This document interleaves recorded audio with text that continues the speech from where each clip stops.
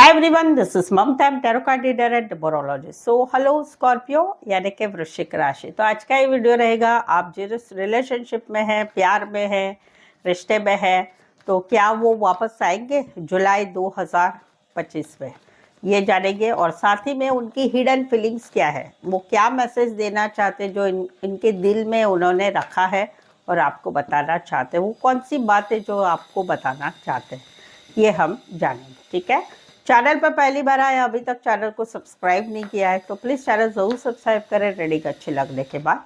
और paid personal reading लेना चाहते हैं आपके जीवन के कोई भी विषय के लिए, तो पेड पर्सनल रीडिंग रिजनेबल कम चार्जेस में सही सटीक एक्यूरेट मिलेगी।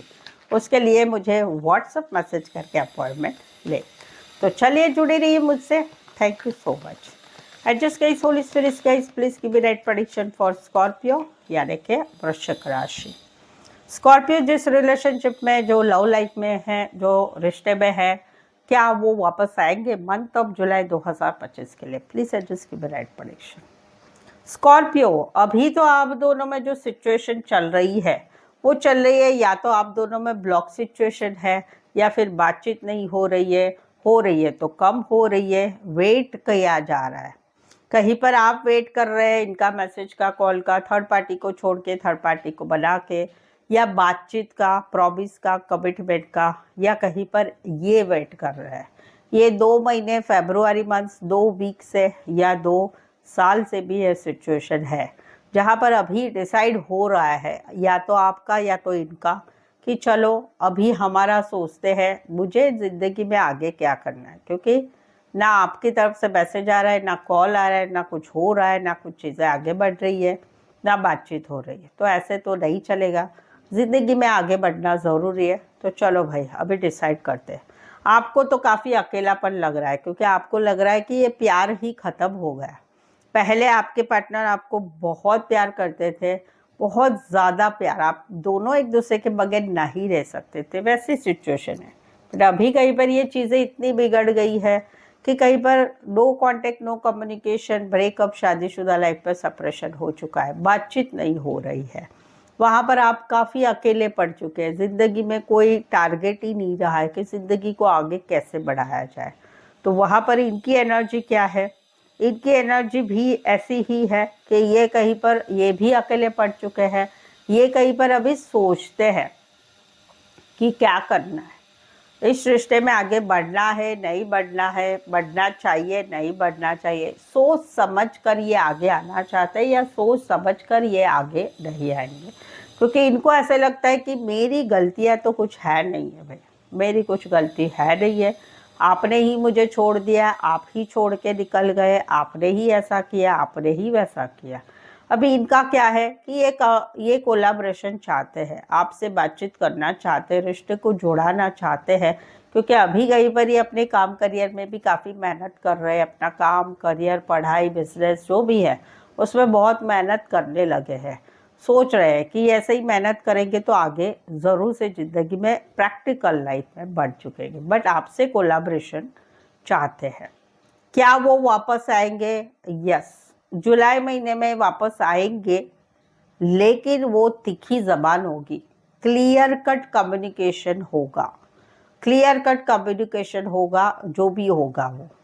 या फिर ये अपनी पकड़ के बैठेंगे, यानी कि भाई मैं जो कहता हूँ, मैं जो, वैसे देखा जाए ना तो इनकी एनर्जी में ये ज़रूर दिख रहा है कि ये जो मान रहे हैं ना कि हम दोनों में ये जो चीज़ें हुई है उसके जिम्मेदार तुम हो। क्योंकि ये ऐसा बिलीव करने लगे हैं कि मैं जो कहता हूँ, मैं जो कहती हूँ ना, वो 100% सच है।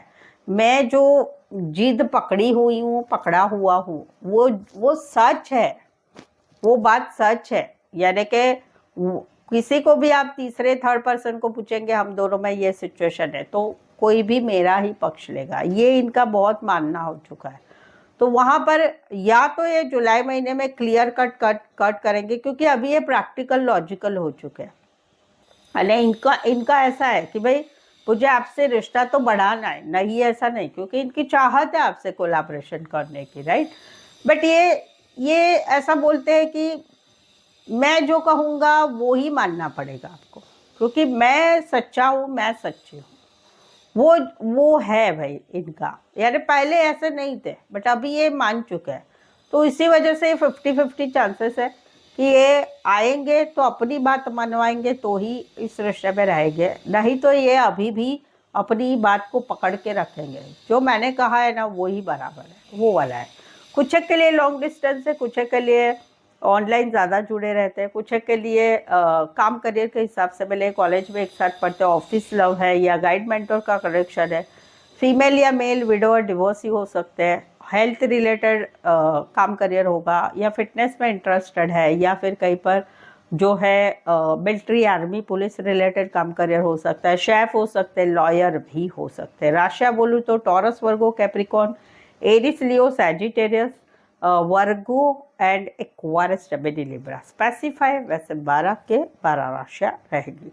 तो चलिए अभी देखते हैं हिडन फीलिंग्स क्या है, इनके दिल में क्या है जो आपको बताना चाहते हैं। तो हिडन फीलिंग्स क्या है इनके मन की, वो मैं आपको बताती हूँ।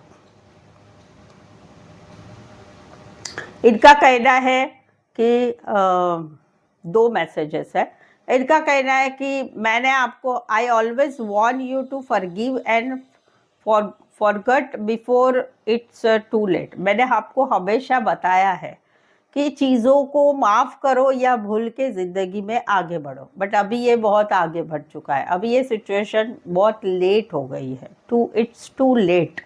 दूसरा मैसेज है कि I have my own choice and life expectation, you never care about it. मेरी लाइफ के कुछ मेरी खुद की कोई चॉइस है या मेरे खुद के लाइफ की तरफ कोई एक्सपेक्टेशन है, वो आपने कभी मुझे समझे नहीं और उसकी कदर भी नहीं की, ये इनका कहना है। सो आई होप सो आप इस रीडिंग को रेजोनेट हो पा रहे हैं। अगर हो पा रहे हैं तो प्लीज़ कमेंट कीजिए, रीडिंग को लाइक कीजिए, शेयर कीजिए और सब्सक्राइब भी ज़रूर से करें। सो आज के लिए बस इतना ही। मेरे साथ जुड़े रहने के लिए धन्यवाद, शुक्रिया, थैंक यू सो मच।